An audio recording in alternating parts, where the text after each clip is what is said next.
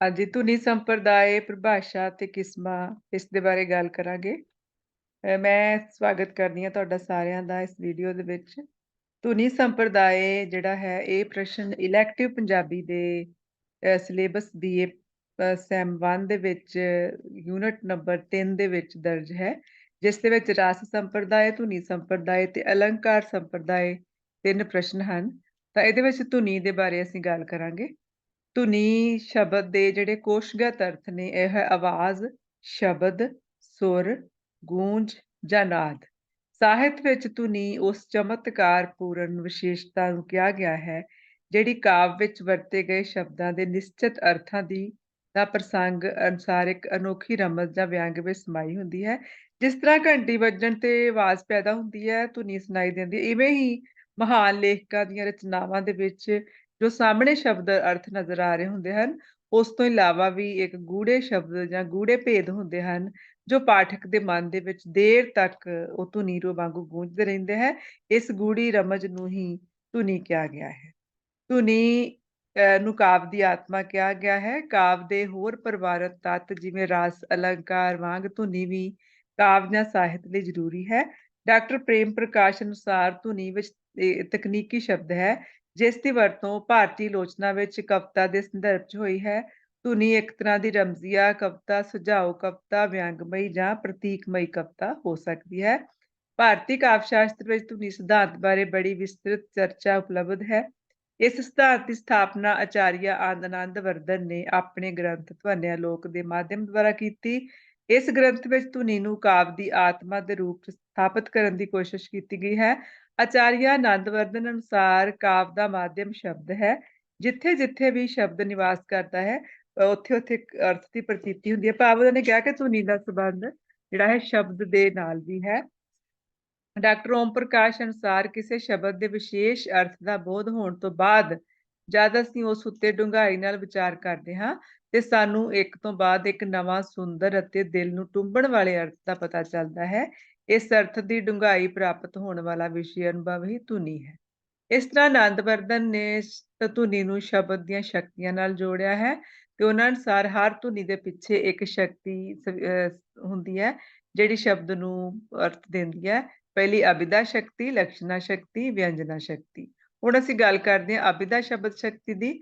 ਅਭਿਦਾ ਸ਼ਬਦ ਦੀ ਜਿਹੜੀ ਆ ਵਰਤੋਂ ਜੇ ਇੱਕ ਜਠੇਰੀ ਕਹਿ ਲਓ ਜਾਂ ਸਭ ਤੋਂ ਪਹਿਲੀ ਸ਼ਕਤੀ ਹੈ। ਜਦੋਂ ਰੋਜ਼ਾਨਾ ਅਸੀਂ ਬੋਲਚਾਲ ਦੀ ਭਾਸ਼ਾ ਵਿੱਚ ਅਭਿਦਾ ਸ਼ਕਤੀ ਦੀ ਵਰਤੋਂ ਬਹੁਤ ਕਰਦੇ ਹਾਂ। ਕਿਸੇ ਵੀ ਸ਼ਬਦ ਸਮੂਹ ਦੇ ਪਹਿਲੇ ਅਰਥ ਨੂੰ ਜਿਹੜਾ ਮਤਲਬ ਉਹਦਾ ਪ੍ਰਚਲਿਤ ਅਰਥ ਹੈ ਜਾਂ ਕੋਸ਼ਗਤ ਅਰਥ ਹੈ, ਉਸ ਨੂੰ ਅਭਿਦਾ ਸ਼ਕਤੀ ਕਿਹਾ ਜਾਂਦਾ ਹੈ।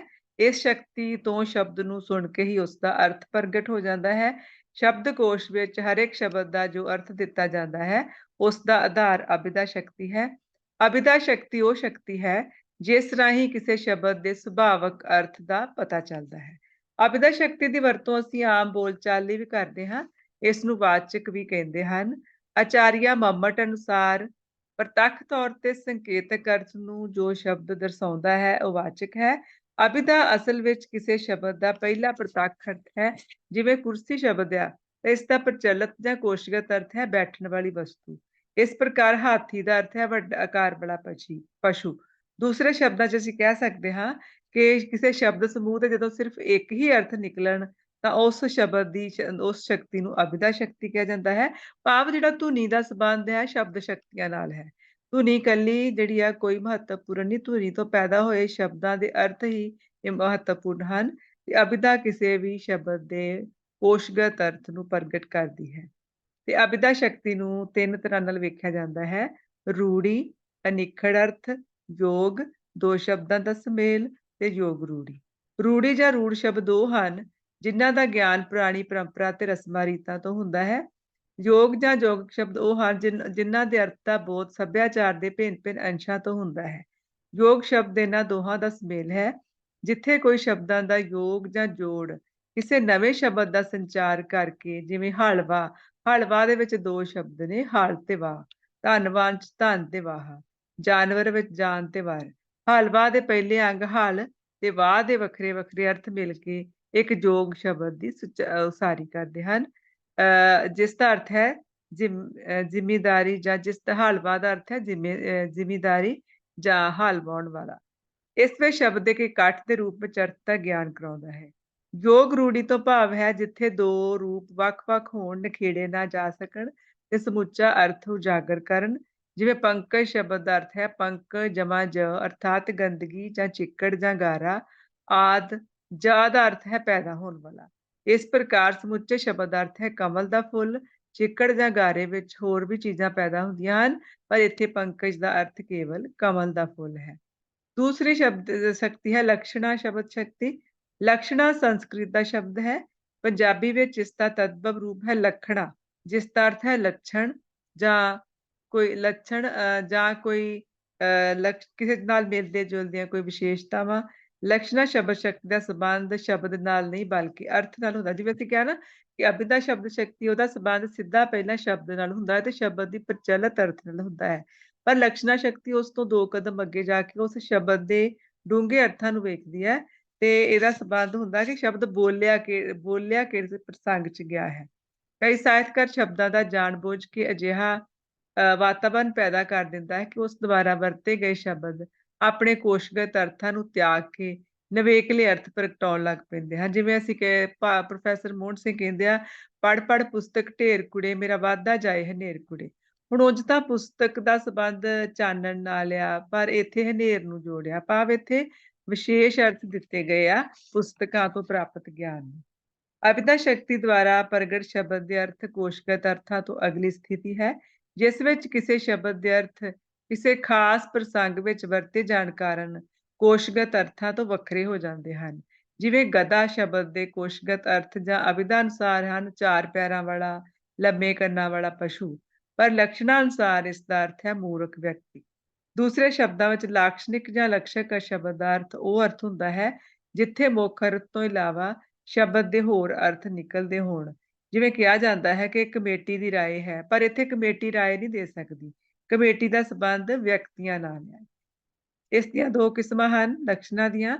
ਰੂੜੀ ਲੱਛਣਾ ਸ਼ਕਤੀ, ਜਦੋਂ ਰੂੜੀ ਜਾਂ ਪਰੰਪਰਾ ਦੇ ਆਧਾਰ ਤੇ ਸ਼ਬਦ ਦੇ ਮੁੱਖ ਅਰਥ ਨੂੰ ਛੱਡ ਕੇ ਕਿਸੇ ਹੋਰ ਅਰਥ ਦਾ ਗਿਆਨ ਕੀਤਾ ਜਾਵੇ ਉਸਨੂੰ ਰੂੜੀ ਲੱਛਣਾ ਕਿਹਾ ਜਾਂਦਾ। ਮੁੱਖ ਅਰਥ ਨੂੰ ਛੱਡ ਕੇ ਜਿਹੜੇ ਪੁਰਾਣੇ ਕੋਈ ਅਰਥ ਹਨ ਉਸਨੂੰ ਰੂੜੀ ਅਰਥਾਂ ਨੂੰ ਲਿਆ ਜਾਂਦਾ। ਜਿਵੇਂ ਖਾਧਾ ਪੀਤਾ ਲਾਹੇ ਦਾ, ਰਹਿੰਦਾ ਅਹਿਮਦ ਸ਼ਾਹੇ ਦਾ, ਜਾਂ ਪੰਜਾਬ ਦੇ ਜੰਮਿਆਂ ਨੂੰ ਨਿੱਤ ਮੁਹਿੰਮਾਂ। ਇਹ ਦੋਵੇਂ ਵਾਕ ਅਖਾਣ ਦੇ ਰੂਪ 'ਚ ਪ੍ਰਸਿੱਧ ਹੋ ਚੁੱਕੇ ਹਨ। ਪਹਿਲੇ ਵਾਕ ਦਾ ਅਰਥ ਜੋ ਅੱਜ ਦੇ ਸਮੇਂ ਵਿੱਚ ਹੈ ਉਸਨੂੰ ਹੰਢਾਉਣਾ ਚਾਹੀਦਾ ਹੈ। ਦੂਜੇ ਵਾਕ ਦਾ ਅਰਥ ਹੈ ਕਿ ਪੰਜਾਬ ਦੇ ਲੋਕਾਂ ਨੂੰ ਨਿੱਤ ਔਕੜਾਂ ਹੁੰਦੀਆਂ ਹਨ। ਇਹ ਵਾਕ ਉਸ ਸਮੇਂ ਤੋਂ ਰੂੜੀ ਦੇ ਰੂਪ ਵਿੱਚ ਪ੍ਰਚਲਿਤ ਹੋਇਆ ਜਦੋਂ ਪੰਜਾਬ ਦੇ ਲੋਕਾਂ ਨੂੰ ਹਮਲਾਵਰਾਂ ਦਾ ਸਾਹਮਣਾ ਕਰਨਾ ਪੈਂਦਾ ਸੀ। ਦੂਸਰੀ ਸ਼ਕਤੀ ਹੈ ਪ੍ਰਯੋਜਨ ਵਰਤੀ ਲੱਛਣਾ ਸ਼ਕਤੀ। ਜਦੋਂ ਕਿਸੇ ਖਾਸ ਪ੍ਰਯੋਜਨ ਨੂੰ ਮੁੱਖ ਰੱਖ ਕੇ ਸ਼ਬਦ ਦੁਆਰਾ ਲਾਕਸ਼ਣਿਕ ਅਰਥਾਂ ਦਾ ਪ੍ਰਗਟਾਵਾ ਕੀਤਾ ਜਾਂਦਾ ਹੈ, ਅਰਥਾਤ ਜਦੋਂ ਕਿਸੇ ਖਾਸ ਮਕਸਦ ਲਈ ਲੱਛਣ ਸ਼ਬਦ ਸ਼ਕਤੀ ਦੀ ਵਰਤੋਂ ਕੀਤੀ ਜਾਵੇ। ਜਿਵੇਂ ਪੰਜਾਬੀ ਦੇ ਬਾਰੇ ਅਖਾਣ ਇਸ ਸੰਦਰਭ ਵਿੱਚ ਰੱਖੇ ਜਾ ਸਕਦੇ ਹਨ, ਜਿਵੇਂ ਮੂੰਹ ਮੇ ਰਾਮ ਰਾਮ ਬਗਲ ਮੇ ਛੁਰੀ। ਇਸ ਦਾ ਸੰਬੰਧ ਵਿਅਕਤੀ ਦੇ ਮਿੱਠੇ ਸੁਭਾਅ ਨਾਲ ਹੈ ਜੋ ਬਾਹਰੋਂ ਵਿਖਾਵਾ ਕਰਦਾ ਹੈ ਪਰ ਅੰਦਰੋਂ ਕੁਛ ਹੋ ਰਿਹਾ। ਮਤਲਬ ਇੱਕ ਪ੍ਰਯੋਜਨ ਆ ਜਾਂ ਇੱਕ ਅਸੀਂ ਆਦਰਸ਼ ਜਾਂ ਇੱਕ ਅਸੀਂ ਉਦੇਸ਼ ਨਿਸ਼ਚਿਤ ਕਰ ਲਿਆ ਕਿ ਅਸੀਂ ਕਿਸੇ ਇਸ ਤਰ੍ਹਾਂ ਦੇ ਸ਼ਬਦ ਲਈ ਜਿਹੜਾ ਮੁਹਾਵਰਾ ਜਾਂ ਅਖਾਣ ਵਰਤਣਾ।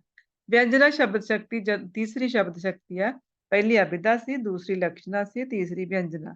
ਜਦੋਂ ਕਿਸੇ ਸ਼ਬਦ ਦੇ ਕੋਸ਼ਗਤ ਅਤੇ ਪ੍ਰਗਟ ਅਰਥਾਂ ਦਾ ਸੰਚਾਰ ਹੋਣ ਤੋਂ ਬਾਅਦ ਵੀ ਕਿਸੇ ਤੀਸਰੇ ਅਰਥ ਦੀ ਸੂਚਨਾ ਮਿਲੇ। ਮਤਲਬ ਇੱਥੇ ਤੁਸੀਂ ਥੋੜਾ ਸਹੀ ਪੜ੍ਹਨਾ, ਦੋਸ਼ਗਤ ਨਹੀਂ ਹੈਗਾ, ਇਹ ਕੋਸ਼ਗਤ ਆ।